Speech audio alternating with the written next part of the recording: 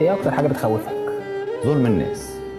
يعني دي اوحش حاجه في الدنيا دي، بقى انت ربنا بيخلص فيك في الدنيا وفي الاخره. لو المرض طلع لك في يوم من الايام وطلب منك او عرض عليك ان هو يشيل 3 حاجات من حياتك انت مش حاببهم، تختار ايه؟ انا عندي رضا يكفي قبيله، يعني الحمد لله وراضي جدا باللي ربنا بيكتبه لي.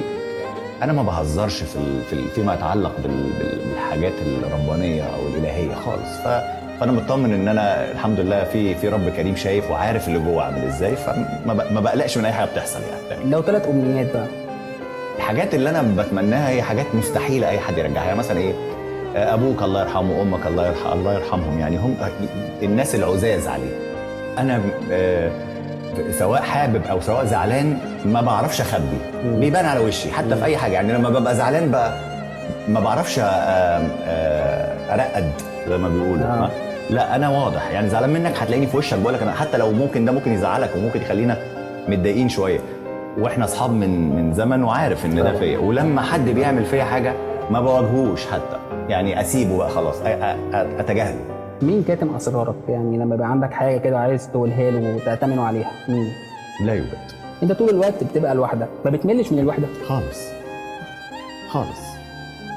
لان انا مش لوحدي، انا عندي ناس قريبين مني، دول مالين عليا الدنيا طبعا. عندي اخواتي طبعا، بس طبعا انا عايش لوحدي، ودي حاجه مش يعني.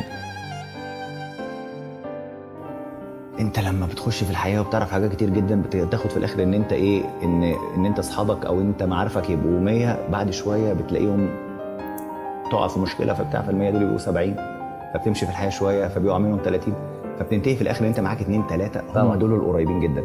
اوعى تفتكر ان كتره الصحاب هو ده الصح.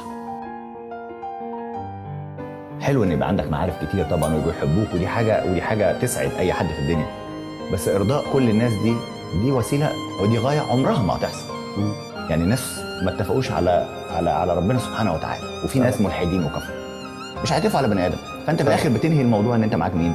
3 4 هم دول عشره العمر، هم دول اللي موجودين معايا لحد دلوقتي من واحنا اطفال لحد دلوقتي. وجعك مؤمن زكريا لما جه هنا وشفت حالته الصحيه دي وجعتك؟ طبعا، واتمنى له، وعندي احساس ويقين كده ان ربنا باذن الله هيتمم شفائه على خير يا رب، لان هو من جواه شخص طيب جدا، فانا اتمنى له النجاح يا رب، وان هو ربنا يقومه من اللي هو فيه ده باذن الله ويرجع تاني احسن من الاول باذن الله. انما طبعا يتعب ويضايق، وهي دي الدنيا على فكره، الدنيا ما بتمشيش على وتيره واحده ابدا، ده وارد يحصل لاي حد، عشان كده الواحد لازم يتعظ.